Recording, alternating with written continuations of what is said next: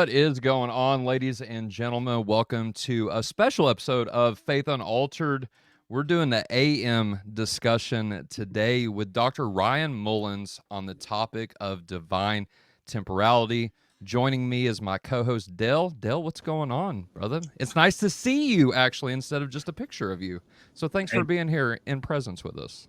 yeah, absolutely. Yeah, it's great to be here as well. Even though, I feel like I could use a little bit of divine timelessness myself right now because I'm a bit tired. It's early in the morning, but I think it'll be a great show. Obviously, I enjoy the subject of God and time. Yeah. I think it's two of the most fascinating subjects put together. So I mean, what there's so much to love about this. So yeah. It's definitely not the easiest two subjects, and like I was telling Dr. Mullins right before we went on, I respect this dude in a way that I've never really respected anybody before, just because of the subject matter and the amount of work and time, no pun intended, that it's taken to really dive deep into this topic like you do. And so I appreciate that from my perspective on things, and with a Eastern Orthodox perspective, there was definitely things I was like, yes, and there was definitely things I was like, oh man, in your book. And so I'm excited to talk with you about the broad spectrum of everything. And so I appreciate you being here. For those who don't know you, Dr. Mullins, can you just give a brief introduction about what you are and what got you, or about who you are, and what got you into the subject of the philosophy of time? So I'm a lecturer in philosophy and theology at the University of Lucerne, also in philosophy at Palm Beach Atlantic University, and then I'm a docent of dogmatics at the University of Helsinki. I've got a PhD in theology from St. Andrews and a doctoral habilitation in dogmatics from Helsinki. Um, so I do a lot of philosophy and theology stuff, basically, is the short answer for that. What Fair got me enough. interested in all this philosophy of time stuff was I was in high school, and my English teacher had us read C.S. Lewis's Mere Christianity, Mhm. and there's this chapter on God and time in there, and just something about that discussion that day on that chapter really blew my mind, and it was one of the first moments as a teenager where I really felt called to worship God, and so I just Yeah. wanted to know more about this topic, and eventually got obsessed and did 2 PhDs in it. So that's as you do. So. Right, right, fair enough. And I think, correct me if I'm wrong, but it's in your preface or introduction of The End of the Timeless God that you write about that experience, about being in the classroom, and it's like nobody is getting it. And then the teacher describes really what the impact and what it means to be eternal. And you say, I think, that light bulbs, you see light bulbs start clicking on in everybody's mind. And it's just this concept. The thing that got me the most about your book, and I'll put a link in the description for those who want to check it out, is that the concept of divine simplicity and classical theism and the concept of divine timelessness, those two things, like, they're inseparable, it seems like. Is that fair to say? I You can separate them in principle, and I can Okay. give examples of people who do, but I got really annoyed when I was trying to go through and assess like what's going on in the Western tradition. Because here's what Sure. you've got. So you've got Catherine Rogers, who's this contemporary classical theist. She's a medieval philosopher. And she Hmm. says so much of contemporary philosophy of religion is not systematic at all. It's just very piecemeal. You're like, I'll solve a problem over here. How does it connect to Okay. anything else I have to say? I don't know. And I just thought, no, Kate, you're wrong. You're wrong about that. That's not true. And then I started Yeah. reading through all the discussions. Like, she's absolutely right. This is the most deeply unsystematic way of approaching these things. So, Interesting. since I was doing a PhD in systematic theology, I thought, okay, let's try to figure out how to be systematic about this. And what I noticed throughout Western history is these doctrines typically, not always, but almost always go hand in hand. So, let's look at the systematic connections they have with each other, because that's Hmm. the way it plays out in Christian doctrine, is these things are all supposed to be systematically connected to each other. So, some kind of Right. package deal. Right. Right. It definitely seems that way. And for these guys to kind of treat it the opposite and look at it just kind of piecemeal, like you said, that's interesting to me because growing up Protestant, like, it seems like systematic theology is the way to do things. But whenever you're taken out of that context and put it in their context, that could be a whole game changer in and of itself, it seems like. Yeah, So, it really is. And then also what you don't notice until you see the connections yourself. a lot of moves, a lot of strategies, a lot of arguments and talking points that people bring up, they are Mhm. assuming these other doctrines in the background. And so I thought, Right. well, we didn't make this explicit so people can see this is what's going on. Right, right. No, I appreciate that. The End of the Timeless God, that's your book. And then you are releasing another book. I think you have it written, is that right? And now it's just in the editing phase. And okay, fair enough. Is there anything you want to say about that before we actually dive into this topic? Yeah, so I just finished copy editing. It's called From Divine Time Maker to Divine Watchmaker. It's an Okay. exploration in divine temporality.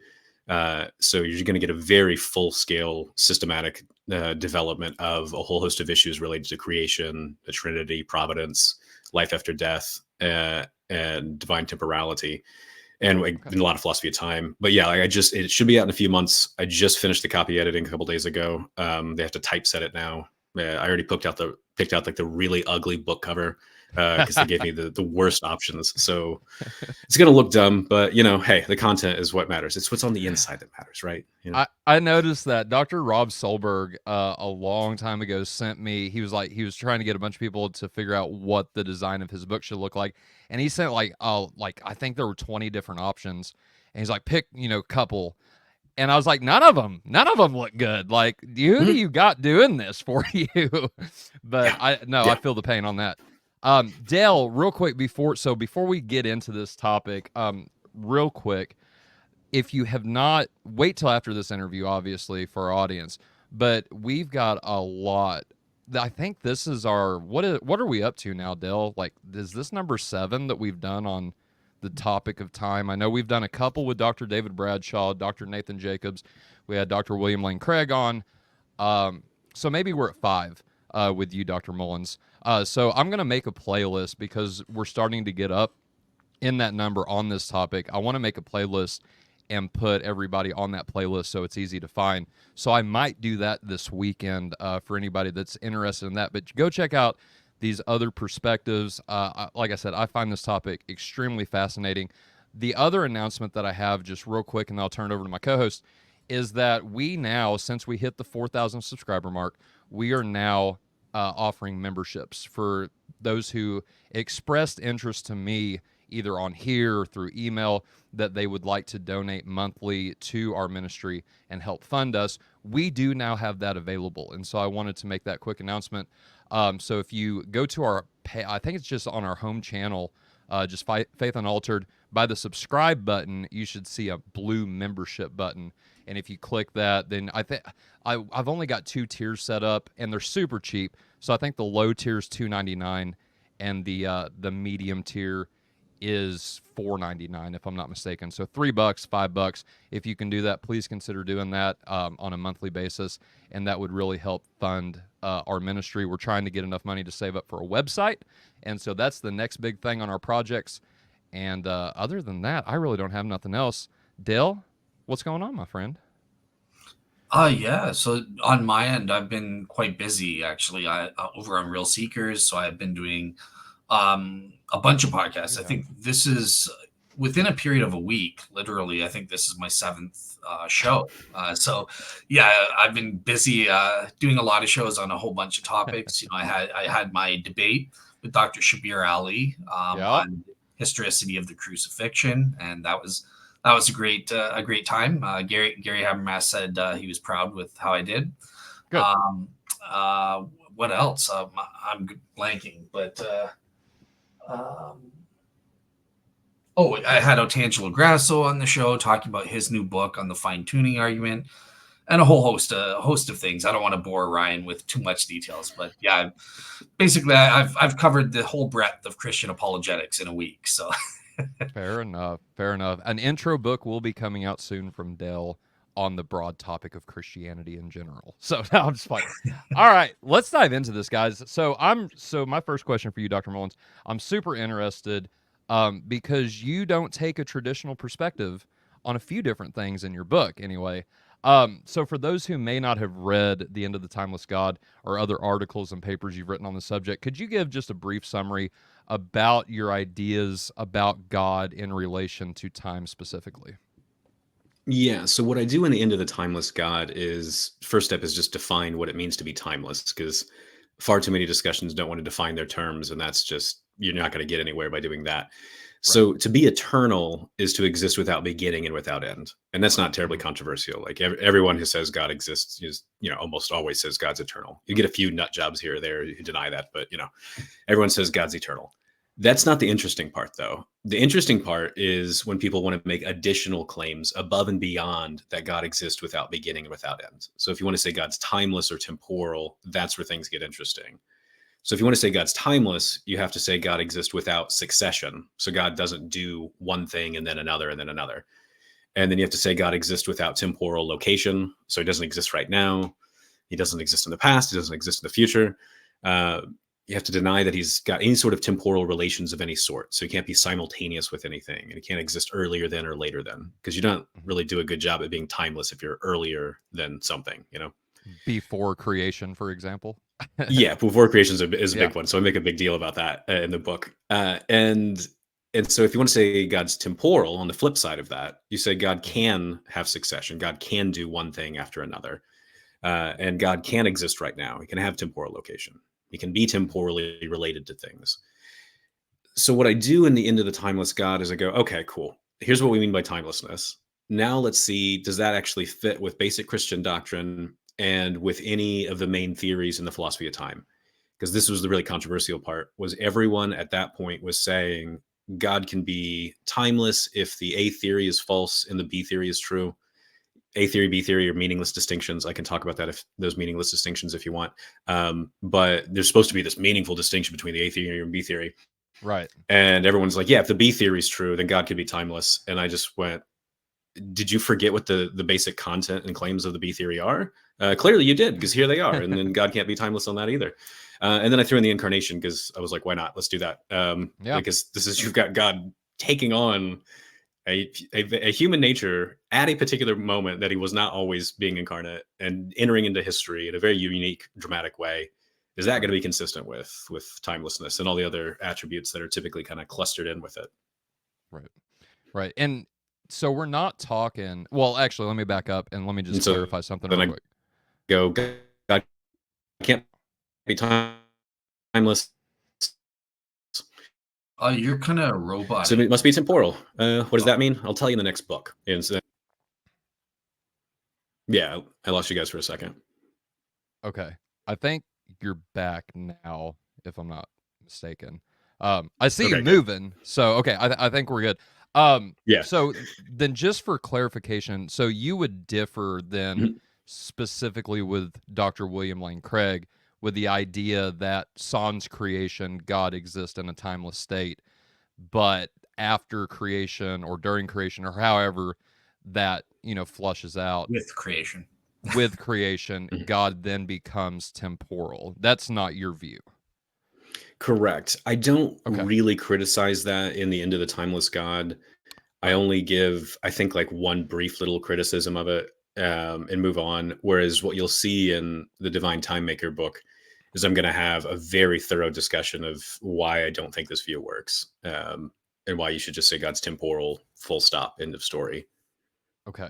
All right. Fair enough. So it sounds like then, and correct me if I'm wrong, Ryan, is time is clearly not something that God creates in your view. So is time like this attribute of God, or how would you define time in relation to God sans creation, let's say? Mhm. Yeah, so there's two different views you can affirm on this, without saying that God creates time. One is the claim that time is this necessary concomitant of God, like it sort of like emanates from God. Okay. And there's a lot of people who affirm this view. There's this guy in the 1000s named al-Baghdadi who seems to affirm this view, and then Richard Hmm. Swinburne. Their views are almost identical on this. And so the claim is time exists, and if and only if there's some sort of thing that exists, some sort Hmm. of substance that exists. God Right. necessarily exists. Okay, well there you go. You get time, and so that's so what I call it is the concomitant view, or in some of the papers I called it the Oxford School of Divine Temporality, because you've got Hmm. Swinburne and then some of his students kind of trying to develop this idea. Okay. That's one view. I find it kind of mysterious because it still doesn't really tell me exactly what time is. and I Okay. would like an answer to that question, because I get tired of quoting Augustine saying, "I know what time is unless you ask me." Okay, next question, and I'm like, no, like, come on, man, like tell me. Right.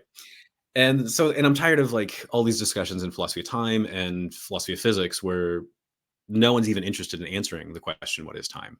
So like I went to the Higgs Center for Theoretical Physics and I was like, I want to do a conference with you guys on what is time. And they're like, no, we don't know what it is. That's your question. Let's do something else. And I was like, cool. All right, let's do something else. Wow. Yeah. So what I did, you'll see a lot in this new forthcoming book, is I really traced down the history of what's called the absolute theory of time. So the absolute theory of time says that time is this uncreated, eternal substance. And it's this natured entity that makes change possible, that explains why change is possible. It is the source of moments, because moments of time are not identical to time. They're moments Mhm. of time. So it's something unique. So time is the source of these moments. And then time is the thing that orders a series of moments into some sort of coherent timeline. So why does this event happen after this one and after this one and so on? Time is going to explain some of that, is the idea. Right. Okay. Now, you're still going to be like, that still feels a little bit mysterious. And here's what I've noticed when I look through the history of the absolute theory of time. There are a significant number of people, some big names too, like Isaac Newton, for example, who say, Mhm. right, time is an attribute of God. God is that eternal, uncaused substance that makes change possible, is the Sure. source of moments. And then whatever theory of providence you want to throw in there, doesn't matter if you're an open theist, a Molinist, a Calvinist, or something else. That's your story of how God organizes the series of moments into a coherent timeline. Right. So you can So the attribute time to God. okay. Fair enough. So it sounds like then there's a difference, a specific difference between the time that we experience after creation, right? And the time that exists cotemporary or with God. Is that a fair statement then? Or not so Um, much? I I used to think this would be a really interesting difference, and you'll see that in the End of the Timeless God. I make a big deal about the difference between metaphysical time and physical time, and we can talk more Right. about that in a little bit. I don't I don't think it's that interesting anymore, Okay. because I think that we often associate lots of different things with when we want to talk about time, Yeah. instead of actually talking about time itself, because time itself is actually kind of boring, because it's Hmm. like, well, there's this thing that makes change possible, Yeah. and you're like, well, what's it like to experience time? You're like, well, you experience one thing and then another. That's it. Hmm. And you're like, okay, well, God without creation, is he experiencing one thing and then another? I don't know. Maybe there was a point where it wasn't doing anything at all. Yeah. And then he's like, hey, let's create stuff. And then he did, and so then there's like succession. And so you're like, okay, well, then he experiences one thing after another. Right. Right. Okay. Fair Other enough. stuff that's happening in God's life might be really cool, like the Right. love between the Trinitarian persons, but that has nothing to do with the experience of time. Right. Exactly. Okay. And we talked about that. I'm going to bring that specifically on the topic of God the Father begetting the Son here in a little Mhm. bit, but I do want to turn it over to Dale to see if you have any follow up, Dale, because I know if you want to give a brief summary about what you, because I know you take more of a William Lane Craig model, Dale. So this is going to be an interesting discussion between you two. I'm just agnostic on the whole thing. I find the topic really interesting, but obviously I would take an Eastern Orthodox position, um, like from the get go, So I'm not saying that I'm stuck on that. I might be willing to change my mind depending on what's in store. And that's my last question I've got for you. But before I get the cart in front of the horse, Dale, go ahead. Yeah. So yeah, it's just interesting. A lot of what he says makes sense. What Ryan's saying makes sense to me, and that sort of thing. Yeah. I think so. Yeah, I'm very glad to hear that in his book he doesn't refute William Lane Craig's view mostly. Right, this atemporal without creation and then temporal with creation. I think that makes sense. The only one thing I picked up on what you said, you mentioned these moments of time, of absolute time, kind of thing, or metaphysical time. Are you appealing to things like chronons or something like that? Because I know William Lane Craig would deny that there is any instant of time or like a part of time atoms or something like that. So, what did you mean by Yeah, that? no, he won't deny instance, but he will deny chronons. So my view is agnostic on this. I've gone back and forth on this sort of view. So a moment is, you could take to be an instant, or you could take it to be a chronon. A chronon being the smallest unit of a smallest amount of time or smallest amount of duration, which is something like, depending on which physicist you ask or cosmologist you ask, it could be like negative, or is it 1 to the negative 24ths of a second, something like this. Like, I don't know. But it'd be like some smallest unit of time that's not of zero duration. And Craig's not a big fan of that. There's a separate debate, though, here in the neighborhood that I know Craig has weighed in on a lot more. So is time continuous or is it discrete? And here's something where I'll disagree with Craig on. So discrete time says you've got a moment, then another one, then another one, then another one. Kind of boring, nothing interesting. Continuous time is like, well, in between any moment, there's another moment. And well, in between those two, well, there's another moment. And in between those two, and so it just keeps going on ad infinitum. And I'm like, why do I want an infinite regress in my temporal, in my timeline? I don't understand this. And Craig gives this argument that I saw a lot in the latter half of the 20th century.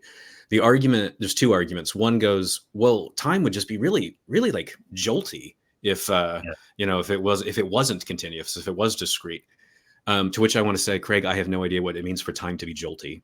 It goes one moment and then another and then another and then another. I don't know where the jolt is coming in. So stop it with the joltiness. I don't know what that means.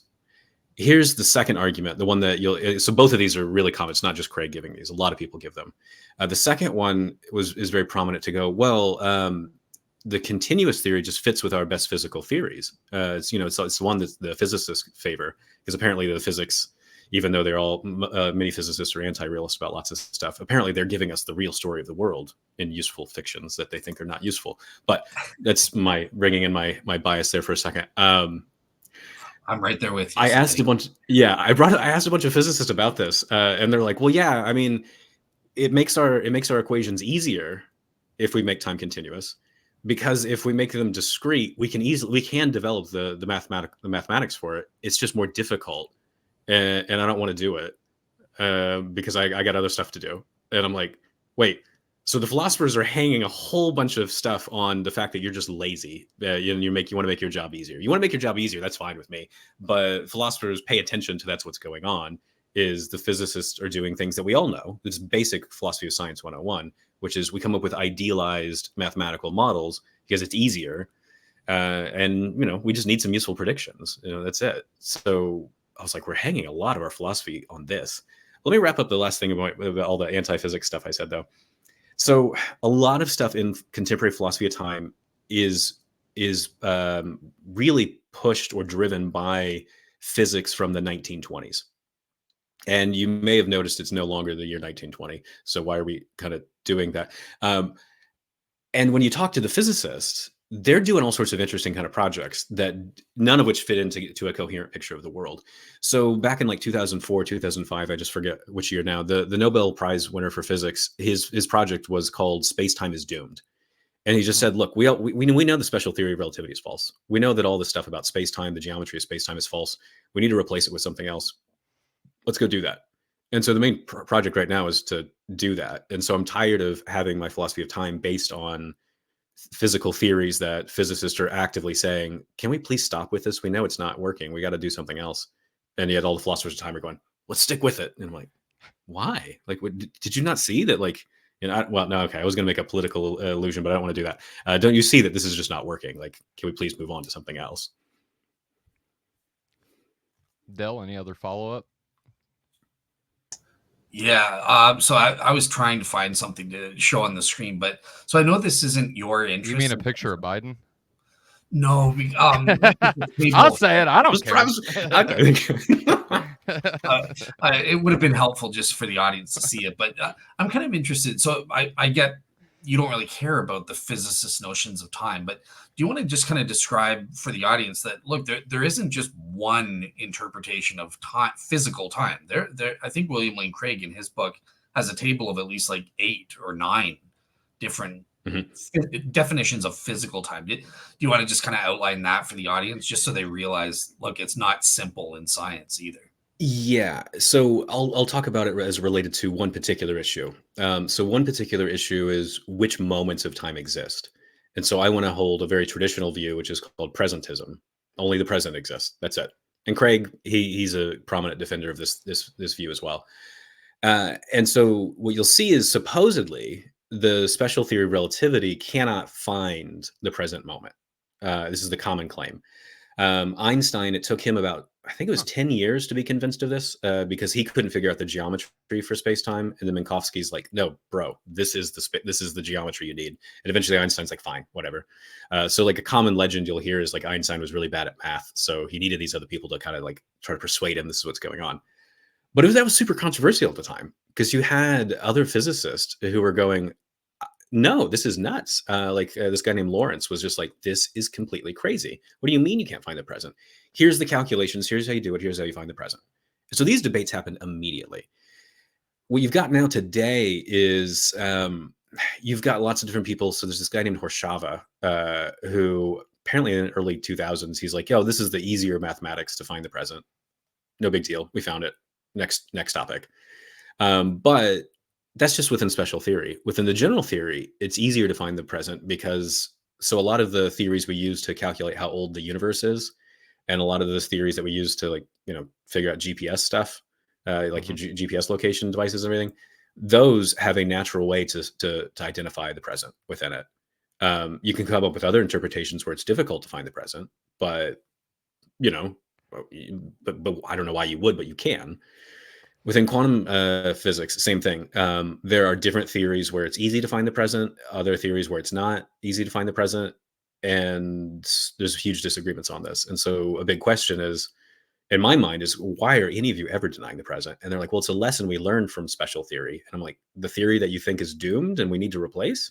That's the what I don't understand what you guys are up to. But I'm not a Hmm. physicist, so I should not like speak too harshly. But I find myself confused on some of these things. I'll just say philosophy is a second order discipline, so we do have the right to pronounce on that. But We've yeah, got, we've got the right to like just tell everybody you're all wrong. Yeah, sure. thanks. Awesome. So yeah, thank you so much for your answers, and yeah, Tyler, back to you. All right, no, fair enough. So with special relativity, just a quick follow up. So the idea, like Mhm. what we see for our audience that may not know what we're talking about, the idea of the movie Interstellar, where the scene where they go step foot on the planet, right? And then I think it's something like 20 years has passed, where 7 minutes has passed. Are you guys saying that's not legit? Like we need to find another model, or because I kind of missed that part. So is that not Oh, true? so what's going on in Interstellar, I think, is interesting because it brings up the Okay, exact point I want to make. So people are like, I can't find the present moment.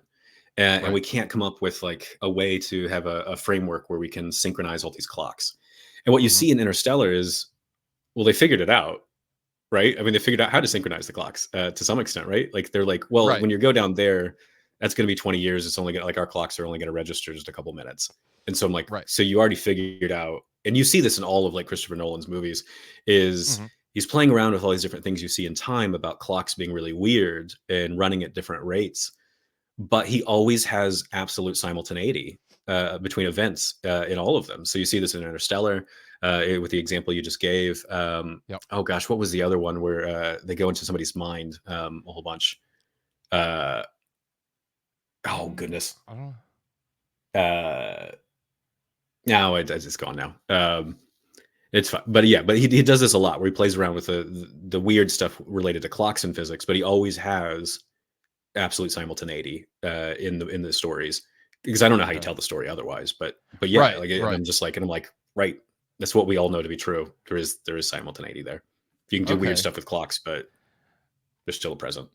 I gotcha. So, like, with the idea, and I think in the movie, there's like a little bell that dings every so often. I think it's like every 7 seconds. That means like a year has passed on Earth. And that's kind of like a subconscious thing that your mind's supposed to pick up on to say, look, this is that difference. And that's what you're saying. We found how that relates to them being on that planet versus Mhm. dude up in the spaceship. And that's what you're calling the constant or the present there. Yeah, yeah. Okay. All right. Fair enough. Fair enough. I appreciate that.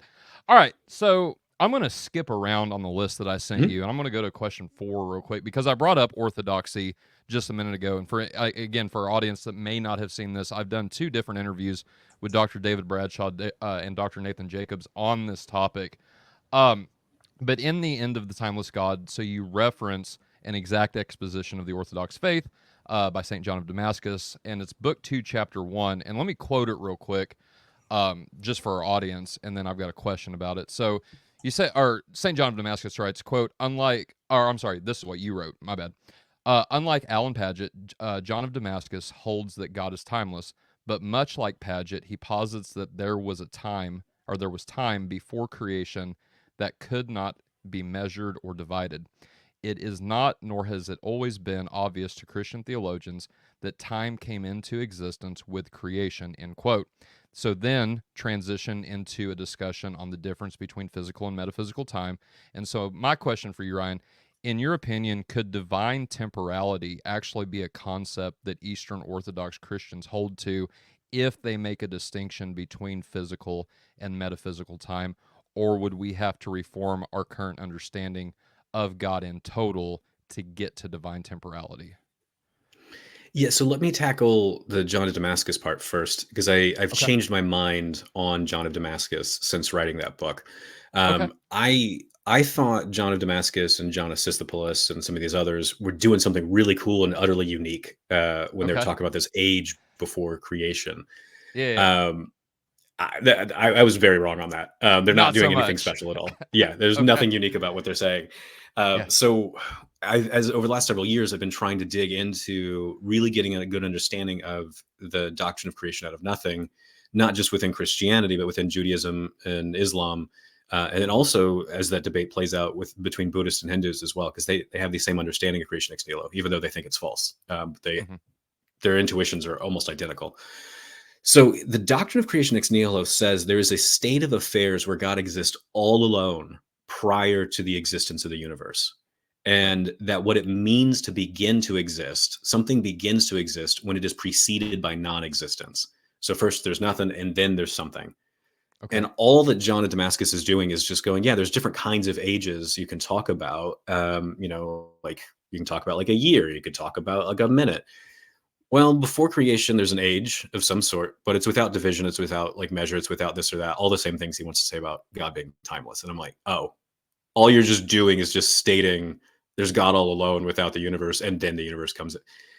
Cool. Yeah. Okay, so you're not special. Like he's a cool guy. Like he's a great theologian, but like Yeah. on Yeah. this point, I thought there was something interesting there when I wrote the End of the Timeless God. And I don't think that anymore. Not so much. Okay. Um, yeah. So I find that slightly disappointing because I thought he was doing something really cool and unique, but he's not. Right. Anyway, so the difference between metaphysical time and physical time, uh, the distinction is supposed to be something like this. Metaphysical time is supposed to be this thing that like grounds all the ordering relations. So like before and after. So basically, the way I said earlier, the way I described the absolute theory of time is that it's the source of moments and it's the thing that orders a series of moments into a timeline. Metaphysical time is supposed to be doing that. It's supposed to be this thing that kind of grounds like what happens right now, why this event is earlier or later than this other event, and so on. And the way it's often articulated is that it does not intrinsically or essentially have measurement. Like it's not the sort of thing you could measure Hmm. unless there are other contingent features added to the world. And I think that's fine. That's consistent with my understanding of the absolute theory of time. Is that measurements are things that are features of a timeline. They're not essential features of time itself. It depends what Okay. other things are going on in the world. Okay. So, for example, if you decide to create a physical universe that has like a law-like regularity by which there's like consistent changes that you can measure with other consistent changes, then you can now develop a clock. So here's the claim. Metaphysical time exists, full stop, end of story. It just does. Can you measure it? It's not essentially like, measurable. Depends what else is going on. If God Sure. creates a physical universe, God is creating a clock. Hmm. And so you can now measure God's life. Now, can an Eastern Orthodox say that? Richard Swinburne said it. Just laid out Okay. exactly Swinburne's view, and Swinburne's Eastern Okay. Orthodox. Yeah. So at least one guy says it. They can say it. Yeah. How many people Eastern Orthodox want to say it? I don't know, but at least one guy. Yeah. Now, there's a few other things though. So you asked also, how would you reform your doctrine of God? Right. It depends. So if you want to say God does one thing and then another, then you've got divine temporality. That's it. Was Okay. God always creating the universe? No, that was a new action. Was God always like sending prophets? No. Every once in a while, he was like, "Hey, Isaiah, come over here. I want to talk to you." Yeah. Was he always becoming incarnate? No, that was a new thing he did, and that's just divine temporality.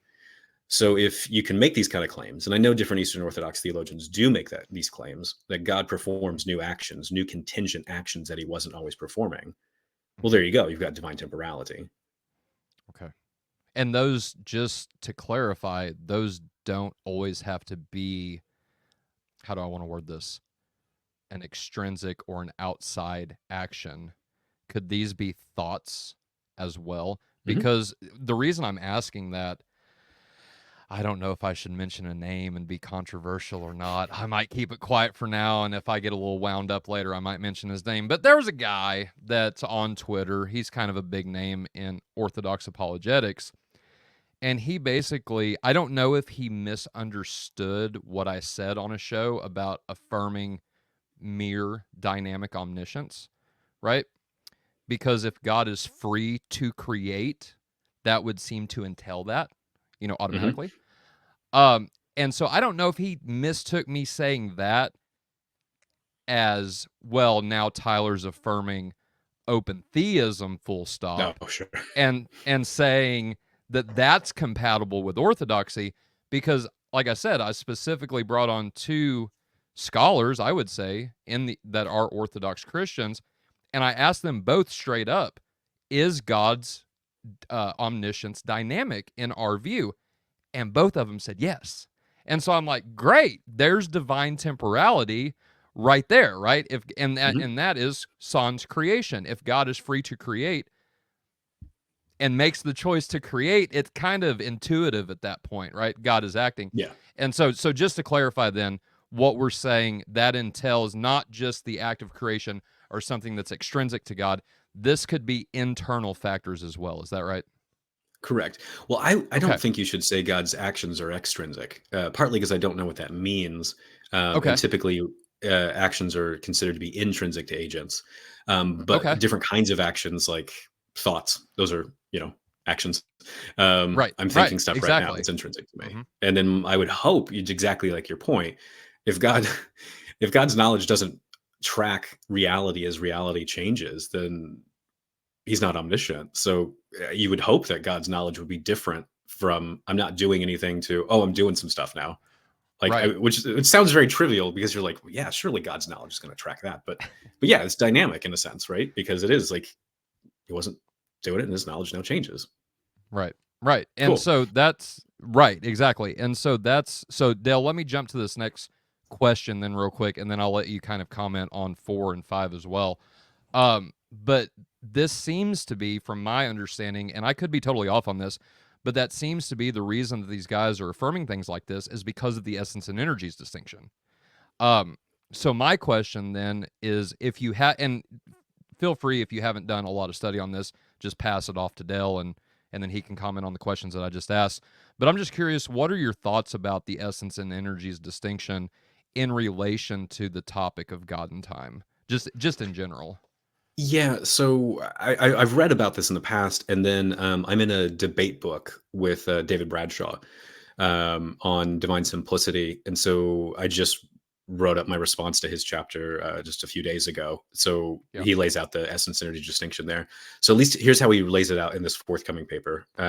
So Okay. you've got this essence, which is ineffable, unknowable, and then you've got these attributes and these actions that are extramentally distinct from each other and from the essence. Yeah. Extramentally meaning it doesn't exist just in my head. Like in reality, these things are actually distinct from the essence. Right.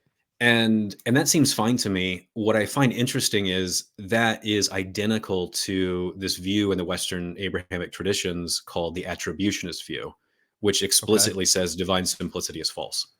Okay. And it also says God's not made up of parts. Like, why would God be made up of parts? Attributes are not parts. Actions are not. Stop it. Just stop it. No. Yeah. Like, God's not made up of parts, but he has attributes. You want to deny God has attributes? Well, you don't know how to read the Bible. You don't know how to read the Quran. You don't know, this is the way these arguments go in history. So Right. when I see Palamos or something like this making this kind of claim, I'm like, well, Palamos is accused in his own day of denying divine simplicity. I'm like, oh, I wonder why. Maybe because there's this widespread view called the attributionist view that explicitly says simplicity is false, and you're articulating a view that is Yeah. identical Yeah. to that. And I'm like, that's fine because I think simplicity is false. So I'm like, this sounds cool. Mhm. What Bradshaw lays out too, not simply are God's actions and attributes distinct from the essence. Mhm. It's also the case, he says, that some of God's actions are actions that he did not always perform. He has some new contingent actions that he was not always performing. And I'm Right. like, this is identical to my view, except for one thing. Here's the only thing that's not identical to my view. I don't have any room for an ineffable essence in my theology because I Right. don't know what that is, nor could I know what an ineffable essence is, nor Yeah. could I even know if I could talk about it. Because if I could talk about it, well, then I already know too much about it. It's not So ineffable. Right. So I want to get rid of these kind of things. So as far as I can tell, the essence energy distinction is identical to my view, but it has this ineffable mystery thrown in there. Right. Um, if there's more to the story, I'm happy to hear, but that's as far as I've been able to gather is what this distinction is. And I think that's fair because in reading your book, that's kind of what I was thinking the entire time. I know you mentioned the essence energies distinction in the book, but I'm like, man, if this dude was orthodox, he would be just calling it essence energies distinction. But you're right. Yeah. And Ryan, I think you've convinced me of what you were just saying in your book and just now, that if ineffability is a genuine characteristic of God's essence, right? And let me preface what I'm about to say with this. I'm not an Orthodox priest. I'm not a bishop. I'm a layman that was just newly baptized in the Orthodox Church. So I don't speak for the Orthodox Church, and I'm willing to change my mind on things if proven wrong. So, with that being said, it seems like these guys that say things like the ineffability of God and then go on, as you stated in your book, to write how many pages, how much ink has been spilled on the ineffability of God. You're right. It seems like an internal contradiction to say God's essence or whatever is ineffable, and then to go on and write a 30-page article about that very thing. So, Yeah. Anyway, Ye go know ahead. too much about something you can't know anything about. I mean, that's Right. just, yeah. Right. And yeah, and I've read a lot of these different claims. Like some of the people you had Jonathan Jacobs on, like he's got this really interesting paper on it where ineffability is supposed to be this view that we cannot make any fundamental claims, or well, no fundamental claims about God are fundamentally true. And I'm like, Mm. ineffability, the way you're stating it sounds like it's supposed to be a fundamentally true claim that's fundamental about. Okay, well then that's self-contradictory. Yeah. My former mentor Keith Yandel has this paper. It's from like the 70s, and all he does is just tries to articulate what ineffability is supposed to be without contradiction. And he did this thing that was like really typical of analytic philosophy at the time, where you're like, here's a definition. That doesn't work. Yeah. Let me fix it. Let me try definition again. So it's like definition, star, definition, star, star. And you just keep chopping away. And after like 20 different attempts, he's like, yeah, I don't know. I can't make sense of this. I'm like, give it Yeah. more effort than most people would, I guess. But yeah, it's an ongoing problem, and it's an ongoing problem that a lot of people, like Michael Scott, not from The Office, but the philosopher of language, Right. he has a really good book on religious language and a really good paper on apophaticism, where Yeah. he says this is the main problem with apophaticism is figuring out how do we state this without contradicting ourselves. So it's an ongoing project, like research project. Yeah, no, I appreciate that. It would make sense to me if they would, and maybe I mean I don't know if we would have got some of the old saints, of old, to sit down with us today, and we hash some of these things out. I think we would be in line with a lot of the things that they said, obviously. And maybe it's just this progressive language, how we talk about things Mhm. today. You see what I'm saying? Like they would probably, I would hope, say, yeah, we agree with that. So maybe instead of saying ineffable, like God's essence is beyond us or something to that effect. But don't say you can't talk about it and then talk about it. Yeah. You see what I'm saying? There's a distinction that we have now that I've seen various people like Lorraine Keller and Ali Pekka Vainio, and I think Edith Stein made this distinction too, to say this Okay. is what we think they were going on about with ineffability. Okay. So there's propositional knowledge and there's experiential knowledge.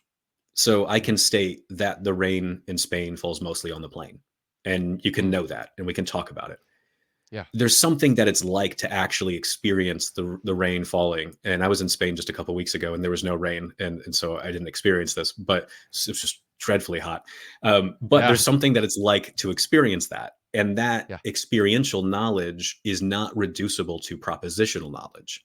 Right. Uh, so what some people are suggesting is when different patristics, when they were talking about this ineffability of God, what they're saying is there's an experience of God, and you can't. I mean, you can give all the propositions. God is holy. God is good. God is blah blah blah. But that's not gonna. You cannot reduce your experience of God down to propositions because experiential knowledge is not reducible to propositional knowledge. Mhm. So there's something. So you can describe God to the best of your abilities because you're not going to get God right perfectly. I'm guessing unless you have an ability that I don't have. I don't know, but it's going to be different than experiencing God. Like it's one thing to say God is holy, and then another thing to be like Isaiah in that experience of going, "Oh my gosh, I am in front of a holy God." Like that's just those are very different things. And Right. if that's what ineffability is getting at, then I'm like, oh, okay, well that Fair makes a lot of enough. sense. Yeah, Hmm. Okay. All right. Thank you. Thank you for explaining that. I appreciate that. Dale, is I told you I'd give you the mic after this, so go Yeah. on. Yeah. So I don't have much to contribute because I'm not Eastern Orthodox. I don't go for the essence energies thing. And I don't know what John of Damascus meant. But I do have one follow up just before I go to question 6. And I am kind of curious because me and Tyler were actually talking the other day about the Orthodox have this notion when you're in the church, you're actually timelessly entering into the presence of God or in heaven or something with all the saints. So I don't know if that's the official position of the Orthodox Church or not, but wouldn't that have I to would think imply so. it is? Yeah. So I put it like this. I know in the Divine Liturgy they say something, and I don't have the Divine Liturgy memorized, so forgive me if I mess a couple words up here. But paraphrase, basically, we're going to remember in doing this. We are remembering the second coming. Well, how in the world do you remember the second coming if it hasn't happened yet?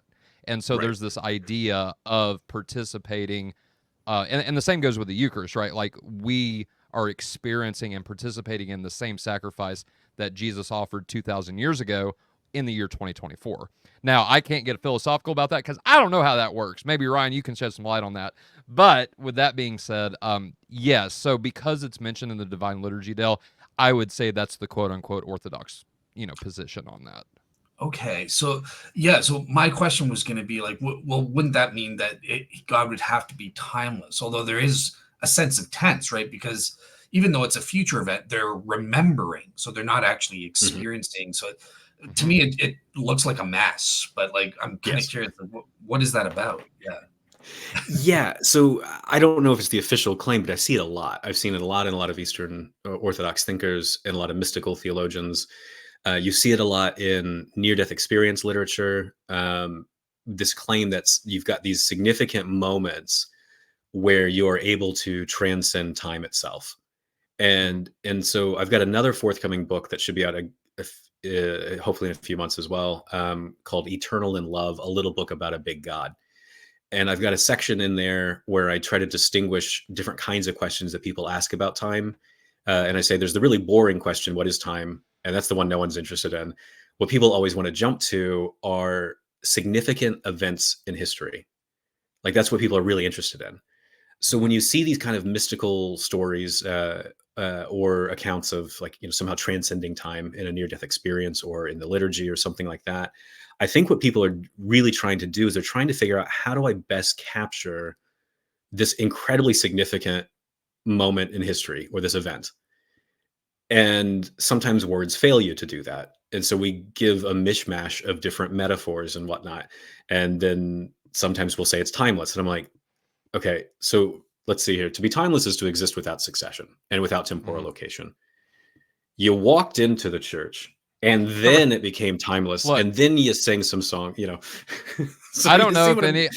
Look, I don't know if you guys have stepped foot in an Orthodox church before, but I promise you, my clock still works when I'm worshiping. Like, I know Yeah. that for a fact. I've looked, and it's there. You know, it's Yeah. ticking away. So yeah, go ahead. And then at some point, yeah, like the mystical experience ended, Yeah, or the worship service ended, and because it was so significant, you remembered it happening, and sometimes it was so significant, you remember the exact date when that happened because it was such significance to you. right. And so I get it when people want to say like it just transcended time, because what they're meaning is like you know, it was so much more significant than like all the mundane stuff that I typically go through. Yeah. And I'm like, that's totally fine. But just when we say it's timeless, we're just speaking metaphorically, I think, at best. If you want to try to take it literally, it can't be timeless because if you're remembering something that you've already brought in time, and you're talking about a future event, so you've already brought in time, so it would be an absolute mess to take it literally. So I think it's best to Right. take it as a metaphor that captures something of this is how significant it is that we have mixed metaphors to try to capture it. I like that. I really appreciate that explanation, Ryan. So, Dale. Awesome. Yeah, yeah, me too, because that was something I just learned about, and that was kind of I puzzling me. So I just Yeah. don't see, like, this is just from my perspective. Like, I don't see a bunch of priests getting together, right, and saying, how do we literally describe this? But if somebody wrote the Divine Liturgy and we do the Divine Liturgy of St. John Chrysostom, like, I could see, and I do see a lot of, like, I call it like psalm language, right, where you use poetic language to describe these experiences that you have, right? But it's just like it's almost extremes. Like you've got a lot of hyperbole, you've got a lot of this and that. And that seems like I don't think what they're literally saying is that we are timeless, right? But metaphorically describing the significance of the event, like Ryan said. So no, I appreciate that. awesome. All right, cool. So I kind of want to switch gears to look at the issue of divine simplicity. And from my understanding, in your book, you actually give a couple of arguments against it on the basis of it leads to modal collapse in your view. So, yeah, do you kind of want to outline what those were about and yeah, take it away? Mhm. Yeah, so a modal collapse. So let's talk about what that is first. So we've got these different distinctions in modal logic. Modal logic tries to look at what's necessarily the case, what's possible, what's contingent. So we've got these distinct kind of categories. Something's necessary, meaning it has to be that way. Something's contingent, meaning it doesn't have to be that way. Mhm. When you get a modal collapse, it's when all these different distinct categories get collapsed down to one. So you could have a modal collapse where everything's contingent, nothing's necessary. Or the one that you see more often in philosophy and in history is modal collapse into everything's necessary, like this full-blown necessitarian kind of view. Like you see this in Avicenna or Ibn Sina, for example. Like he's got this full-blown sort of necessitarian view that comes from his beliefs about divine simplicity. So here's the claim. So the claim is, first off, like strictly speaking, God does not have any attributes at all. But we have this way of talking where everything you want to attribute to God or everything you want to predicate of God has to be identical to God. So all that is in God is God. This is what Augustine says. And so anything you want to predicate of God, that has to be numerically identical to God. So all of God's attributes have to be identical to each other and identical to God. All of God's actions have to be identical to each other and identical to God. So his act of creating the universe, his act of answering your prayer from the other night, those all have to be identical to his existence. That's gross. Now, it's weird. It's super weird. But what's funny to me is I've been doing this for years, and most of the time, just me simply just stating this is what the doctrine says, just explicitly. This is just what the doctrine says. Most people go, "I'm out." Like I've already checked out, and I'm like, let's keep going. Let's keep going. But I get it. I get it because it's nuts. Like I really do struggle to go, why was this view popular in various circles throughout history? And I can easily see why it's wildly unpopular in other circles throughout history, because they're just like, you're denying the attributes of God. Didn't you read the Quran? You know, like I mean, you see that like, you know, very early on. Anyway, so you've got all these identity claims going on. I just want to say there's a reason appeal to popularity is a fallacy. So yeah. Fair enough. Yeah. And also the popularity is amongst some professional like academic theologians. I'm guessing the average old lady that went to church was probably not going, no, these attributes are all identical. I'm not sure they're not doing that. Like come on. Anyway, so God's existed. He necessarily exists. He exists of absolute necessity. Yeah. Now, anything that's identical to that existence is going to have the same modal status on pain of violating identity. So if God's act to create this universe is identical to his existence, it's going to have to be absolutely necessary. Mhm. So all the kind of distinctions that different classical theists want to make about, well, God's act to create it's not absolutely necessary. It's hypothetically necessary. It's conditional necessity. It's really contingent. No, because if it's really identical to God's existence, then it's going to be absolutely necessary. So what you get is God's act to create this particular universe is absolutely necessary. Now, that by itself might not get you a modal collapse. So you just bring in one other assumption that pretty much every classical theist wants to affirm, which is the infallibility of God's omnipotence. If God wills to bring about something, then it has to come about. End of story. Mhm. So if God intentionally wills to bring about this universe, well, then it has to exist. And what people like Aquinas or Scotus or a lot of Bonaventure or a lot of people in the Middle Ages, they notice right away, okay, given the infallibility of omnipotence, if God's action really is strictly identical to his absolutely necessary existence, you're going to get this modal collapse. It's going to be absolutely necessary. And so they try to do all sorts of fudging to try to be like, it's no problem. And I'm like, everything you affirm entails that this act necessarily exists. And since it's an infallible, omnipotent act, everything follows. So you get this full-blown, everything's necessary, nothing's contingent. Now, is that a big deal? Some people just shrug their shoulders. So like Avicenna, for example, he's going to be like, look, you wanted an argument for the existence of God. I gave you one. Oh, you don't like that everything's necessary? Why don't you go cry about it? Like, what do you want? Like, I just, I gave you some really cool proofs for God. Yeah.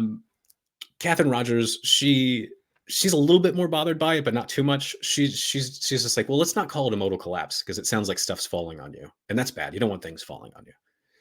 Let's call it modal simplicity. Like it's a really simple view of and so I'm like, ooh, that's smooth. That's but she is trying to figure out like what's the big deal. And I remember sitting in the room with her and Brian Leftow, and Brian Leftow going, you should be in real estate because you know how to sell stuff. Like like he's like, this just can't be right. Because think about all the things that seem contingent. Could I have worn a different shirt today? Could I have sat slightly to the left or slightly to the right? These all things like yeah, they seem possible. But on a modal collapse, no, not at all. Think about the grace that God gave you. Did he have to give you that grace? Typically we say, well, no, it's grace. Like it's not the sort of thing God has to give you. But on a modal collapse, there's no other way things could be. He has to give you the grace. You think about the problem of evil. A lot of times we say God could have prevented this evil. He could have prevented this evil from happening, could have stopped it, but he had a good reason not to. If a modal collapse is the case, he could not have prevented this evil. Like there's no way anything else could have been. So it really, I think it has a very erosive effect. Like there's no free will for God or creatures. All of our intuitions are completely wrong. All the things we want to say in our theology are completely wrong. I think it's a very serious problem. Awesome. Thank you so much. So yeah, Tyler just had to step away for a second. So you're stuck with me, unfortunately. But, That's okay. Awesome. So yeah, the last question on Tyler's list is kind of geared to something I'm interested in. So it's looking at William Lane Craig's view, of that we kind of mentioned before. What do you think would be some of the presuppositions that someone who holds that view would have to give up theologically? Like Craig's view or just timelessness will stop? Because those are different questions and I can answer either. Doesn't matter. It looks like he's asking about Craig's view in particular here. Yeah. Okay. So with Craig's view, the main thing I think you have to give up with Craig's view is the underlying theory of time that he has. So he has a relational or what's sometimes called a reductionist theory of time. So let me explain that. So on my absolute theory of time, time is this fundamental feature of reality. Like it cannot be reduced to something else. I cannot reduce it away to some non-temporal thing. On the relational theory of time, what you're trying to do is you're trying to say time's not a fundamental feature of reality, or at least it's not a thing in our ontology. Instead, we can reduce it away to some non-temporal thing.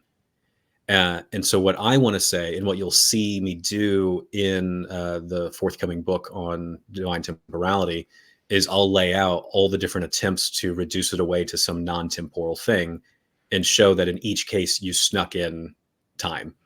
So here's an example of this.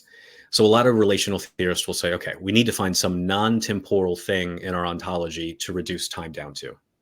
Events. We'll reduce it down to events. Time is just a relationship between events or something like that. I'm like, cool. Okay, now tell me what an event is, and you better not sneak time into the story because you're trying to reduce time away to events. So if you sneak time into the story, you've got this horrible circularity on your hands.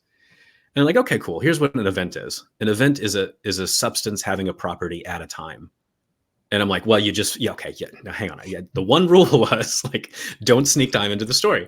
And so I pointed this out to Craig because in his philosophical foundations for a Christian worldview, him and JP Moreland, this is how they define events is like substances having properties at a time.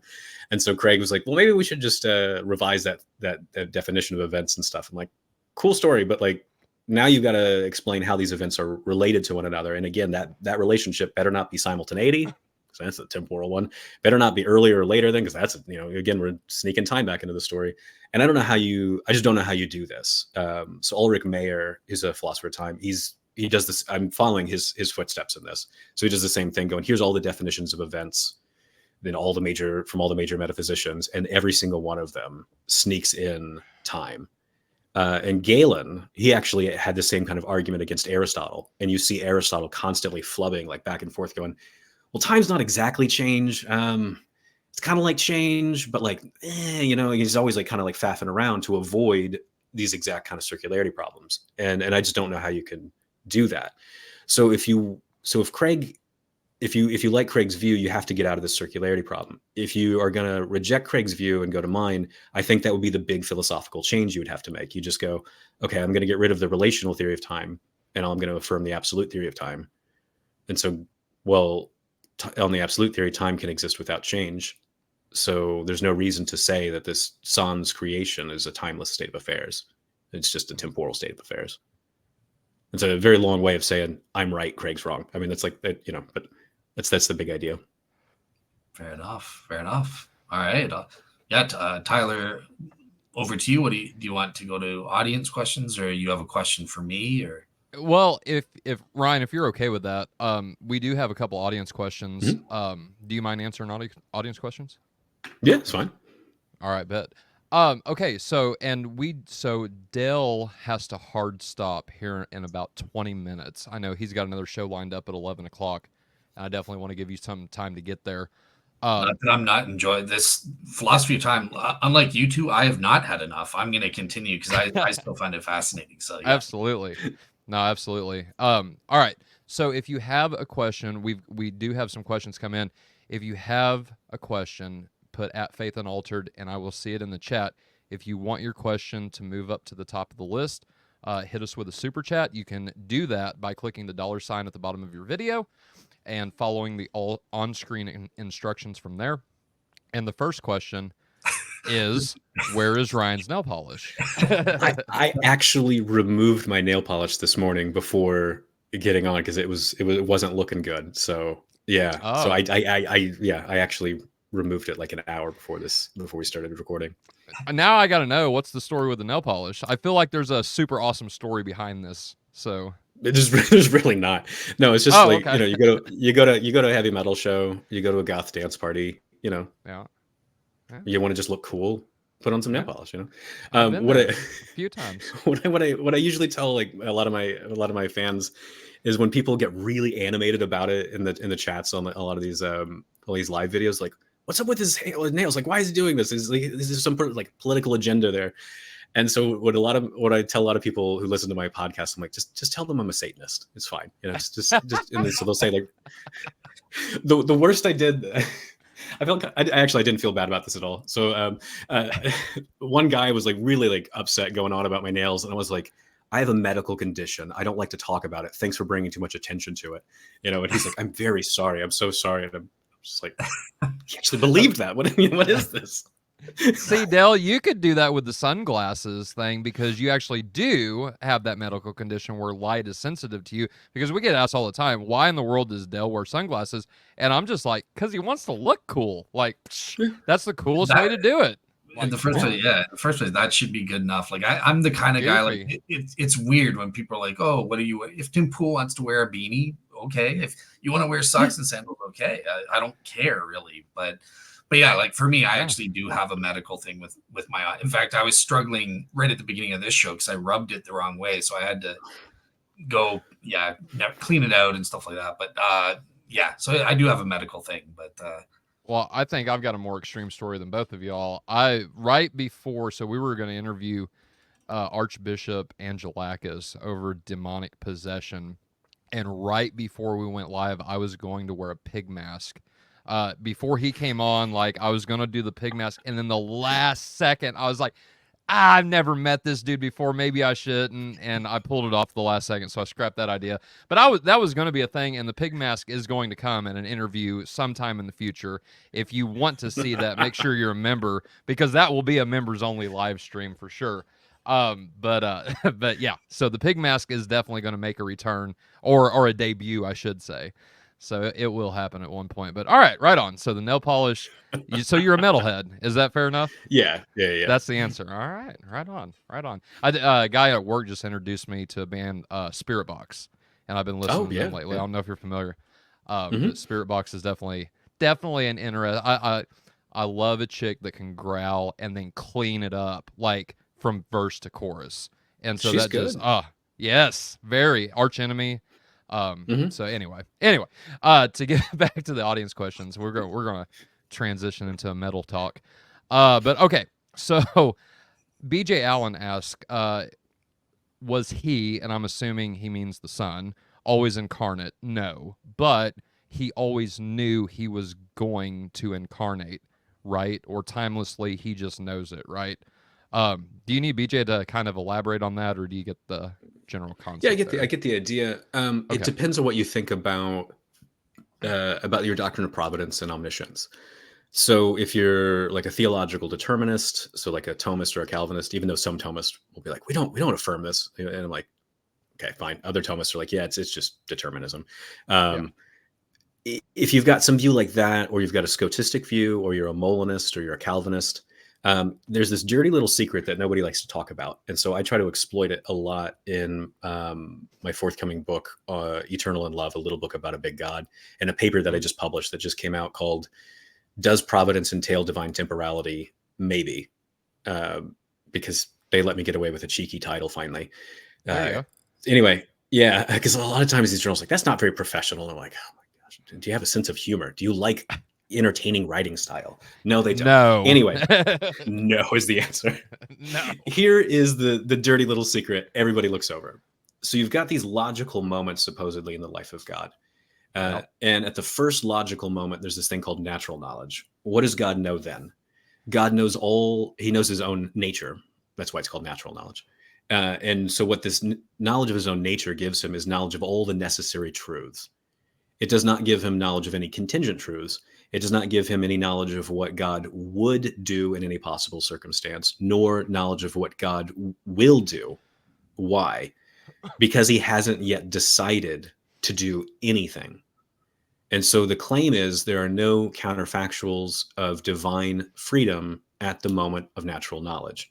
So at that moment, does God know that he will become incarnate? No, because he doesn't even know if he's even just going to create a universe. You don't get that knowledge until several logical moments later, when God finally makes a decision to just create in general and then create a particular timeline.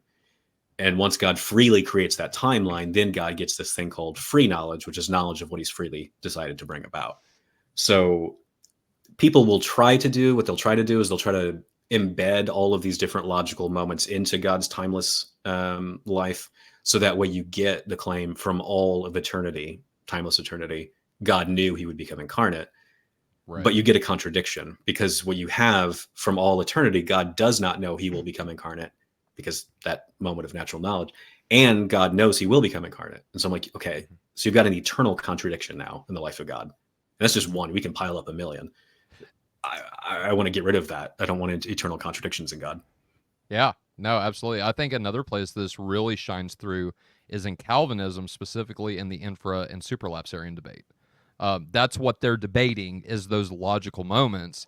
And if you just get rid of those and say, well, no, those are actually temporal moments, then you don't run into the problems like you just described. Exactly. And so that's what I do. And does providence entail temporality? Maybe is exactly this. And I talk a bit about the infra supra debate and stuff like that, and just kind of go, this is really weird. You're going to get a million contradictions. Let's just not do that. Let's just make these temporal moments. Like, come on. Like, Right. All right. No, fair enough. Okay, so before I put this next question on the screen, this is something that you and I briefly discussed in our chats, and that I had it lined up. I was going through your article about Paul, or responding to Paul Helm with the idea that divine temporality entails Arianism. Now, I guess, and in that article, no, I take it back. It was in the book. You had said he has recently, or when the book was written anyway, softened his blow or softened his language in response to that. And so this next question has to do exactly with that. I was planning on actually discussing this with you, but I will say this. If you're willing to come back for a part 2, this would be the first question I would lead with in that discussion, sure. if you'd be willing to do that. But if you want to give just a brief summary of of your view on this, Chris asked, if God is necessarily temporal, would that have any implication for the Father begetting the Son? Does a cause need to be temporally prior to the effect? Right. Yeah. So I'll give a brief answer, and then, like you said, we could do the full answer on another episode. Awesome. So yeah. So if you affirm that causes are temporally prior to their effects, which I think is a very reasonable thing to affirm, you get this problem. So the Father causes the Son to exist. That's what eternal begottenness means, is cause. And you're like, well, gosh, now. So the cause is temporally before the effect. That means the Father is temporally. There's a time when the Father existed without the Son. There's a time What was when that? the Well, that Son was was Arianism. not. Yeah. Yeah, right. So you're like, oh gosh, that's really bad. So what you could try to do is you could try to say maybe causes are simultaneous with their effects.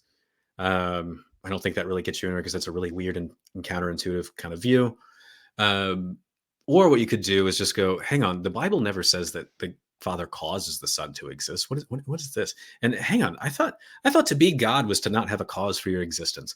Well, maybe let's just not say the Father caused the Son to exist. Maybe we can say the Father sent the Son to become incarnate, and that's a pretty unique and cool thing.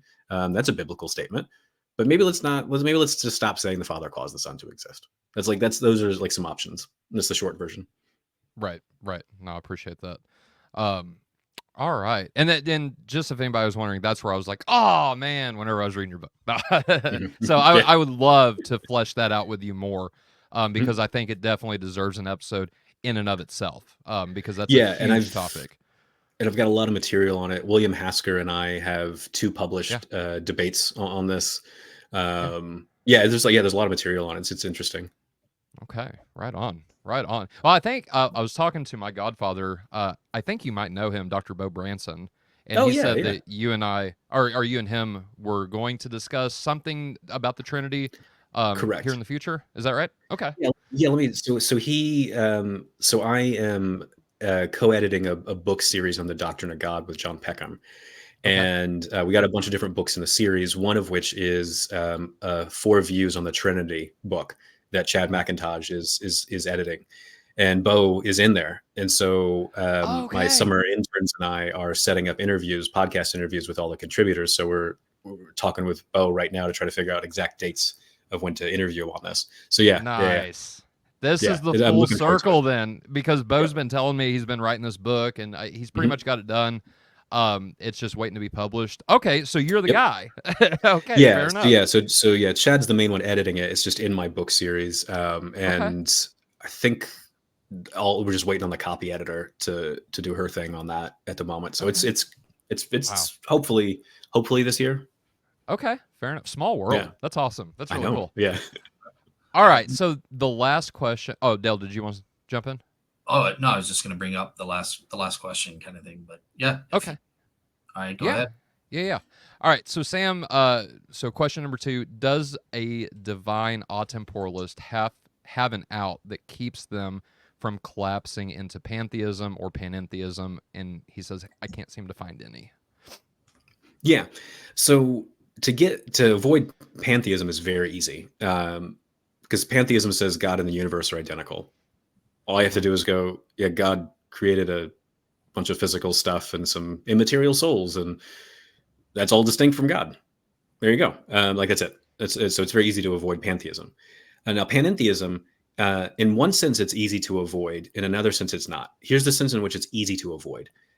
I cannot for the life of me figure out what panentheism is.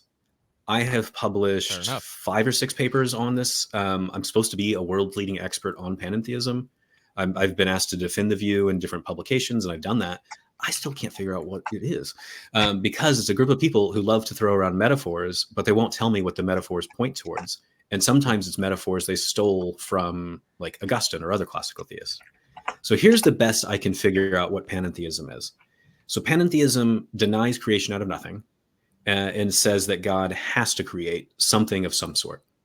And so you'll see this from a lot of different panentheists, but notice I said a lot, not all. Mm-hmm. So like Benedict Goeke, who's one of the greatest defenders of panentheism in Germany, he says, yeah, God has to create. Thomas J. Ord, who's a contemporary panentheist as well, he same thing. It's like God has to create a universe of some sort. Mm-hmm. There's maybe some discretion about which universe comes into existence, but he has to create a universe of some sort. In the Hindu tradition, it's very common to say creation ex nihilo was false, and it's very common to describe different Hindu theories of God as panentheist. They're like, we're monotheists, we affirm God just like you guys do, but it's a panentheism. We reject creation out of nothing. I'm like, well, tell me what that is. And I'm like, well, does that mean that God has to create the universe? And they're like, no, he's eternally creating the universe, but he doesn't have to. And so I've got this book on panentheism in Indian and Western philosophy that I contribute to, and one of the editors is a Swami, and he's like, "Yeah, we don't affirm that the necessity of creation." And I'm like, "Well, now I don't know what panentheism is because I thought this was the thing." So Yeah. I don't know. I don't know what to tell you other than creation ex nihilo is false. What else is up for grabs? So if you want to avoid panentheism, just say creation ex nihilo is true. So would that, just as a quick follow-up, I hear Mm-hmm. the word or the phrase tossed around, Palamite panentheism, Mm-hmm.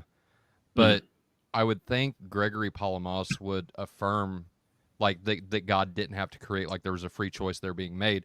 So is that something Yeah. that's different, or we just don't know? I think when I look at all the literature on panentheism, I've read a lot of it because again, I'm supposed to be like one of the leading experts on it. Again, when I see like the Palamite discussions on it, I just go, okay, cool. You've got this metaphor that like God's like in the world and the world's in God. And I'm like, that's great. Cool. What does that metaphor mean? And that's Right. always the question. And Okay. I don't know. Sometimes it just means God's omnipresent. And I'm like, well, who denies that God's like omnipresent? No Yeah, one there has does. to be a So distinction here. Yeah. yeah. And so Wow. that's the big problem I lay out, what's called the demarcation problem in my very first paper on it, which is called the difficulty of demarcating panentheism. What I do is I go, here's all these models of God. They're all easy to demarcate from one another, except for panentheism. If you define it this way, well, that's just open theism. You define it this way, that's just classical theism. Define it, well, that's just pantheism. What's your view? Tell me what your view. Yeah, there has to be So a yeah, middle. we'll just wait and see if someday somebody will define what panentheism is. Fair enough. And while we wait, the clock keeps ticking. But Dr. Mullins, I really appreciate this discussion. I appreciate you coming on and talking with us about this. I hope you had a good time. I know I did for sure. And I know Dale did. I think I can speak for him on that. My audience is super into this conversation. And so I would love to have you back if that would be something you'd like to do in the near future, and talk really about the begetting of the Son, because that's a concept that I think really would affect all of us. And yeah, I was just very interested in, like, once I saw that in the book, The End of the Timeless God. By the way, go buy that book for our audience. But I was just like, I got to have more on this, so that's why I went to your article about Paul Helm, and now I want more. So with that being said, I'd love to talk to you about that. Dale, thank you for joining me, my friend. Thank you to our audience that has hung out with us. Dale has got another discussion lined up here in about 5 minutes. So we'll be right back. Now, Dale, this is going to be broadcast on Faith Unaltered too, since David's joining you. Is that right?